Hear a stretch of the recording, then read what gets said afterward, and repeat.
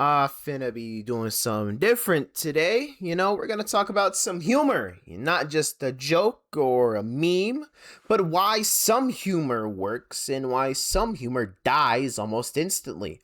I wanna talk about what I think makes something genuinely funny, especially online, in fandoms, and in places like NBA Twitter, right? And so I'm just gonna be spit roasting from this script, yeah. Anyway, what I'm trying to say is that humor is a duel. It's like a competition.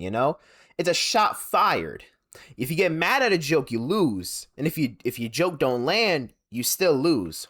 Take these two examples over here, you know what I'm saying? The human I remember your ex meme versus from the Deltarune and Undertale fandom versus the Halliban, Tyrese Halliburton's nickname. One is funny once, maybe twice, relies on a simple twist or parody. The other is layered, clever, and tied to real world events. That's a dual. Context matters. Cleverness matters. Performance matters. If you miss one of these elements, your joke fails. So where does this modern internet humor, especially from NBA Twitter, come from? The dozens, an African American tradition of competitive roasting. The rules are simple. Make the other person get mad, don't get mad, and don't make a trash joke. The audience judges who wins. This is a centuries-old social practice, and this is exactly the DNA that something like NBA Twitter inherited. Quick wit, context, performance, timing. All of these are essential to succeeding in a duel, especially on the internet. Flame wars and whatnot. Fans ratioing each other, forcing absurd nicknames, remixing memes, and endlessly riffing on each other. The humor in of itself becomes competitive, iterative, and public. That's where the best jokes come from. NBA Twitter is essentially the dozens evolved. Instead of roasting in person with a couple of people roast on the internet with tweets with millions of people. Ratios and likes act as judgment. If you get mad, well, you're just soft. If you post a weak meme, you're gonna get ratioed and become the laughingstock of the day. And just because a nickname, a meme, or a tweet isn't just funny because of the words, you know what I'm saying? Like, let me say that again. A nickname, a meme, or a tweet isn't just funny because of the words. It's funny because of the performance, the timing, and the cultural context.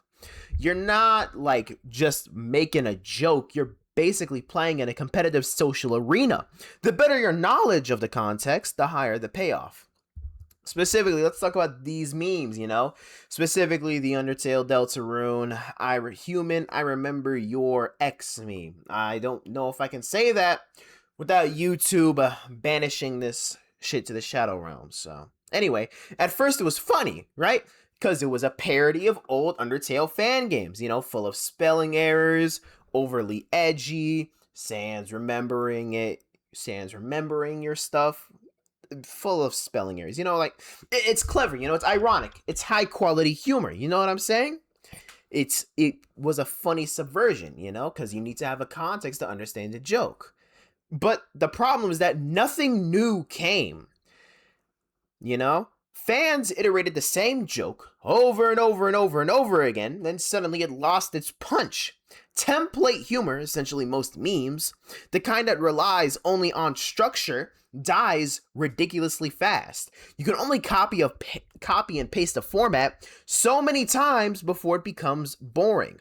That's why some fandoms, like Deltarune and Undertale, struggle to be genuinely funny.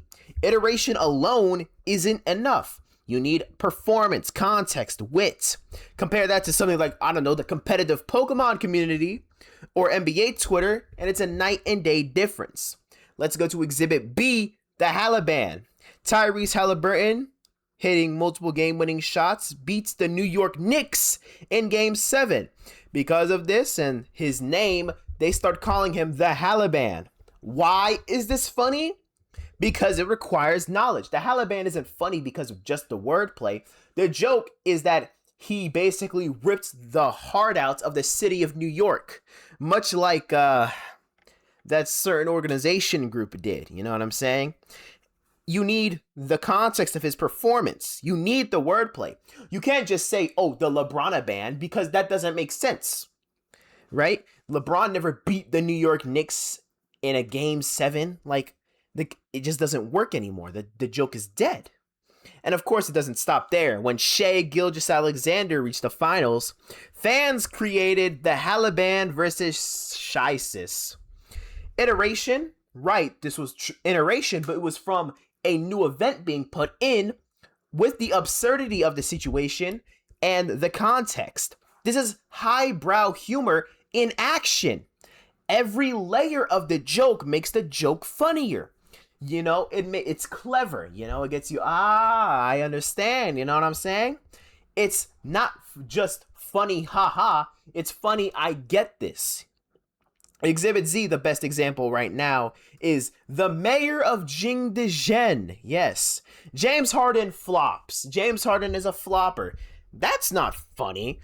Just a statement. But fans, specifically fans in China, turned it into a metaphor. Jingdezhen is the city of porcelain in China, and there's a scam in China called bumping porcelain, a scam where you bump into somebody to break your own stuff, trying to claim their insurance money. And James Harden, because of his flopping tendencies to get more free throws, is now the mayor of said city. It's absurd. It's clever. It's context rich. It makes you smurf. It's not like something ha ha ha. It's funny in of itself, Like, they reward knowledge and recognition. This joke demands that you must know what Jingzhiden is. You must know the scam in China where you bump into someone to claim insurance money from breaking porcelain. And you need to know that James Harden flops a lot to get a lot of free throws. It's layers upon layers, and that's what makes the humor funny and overall long-lasting. The Halaban and the mayor of Jingdezhen is not a template. It's not like a meme.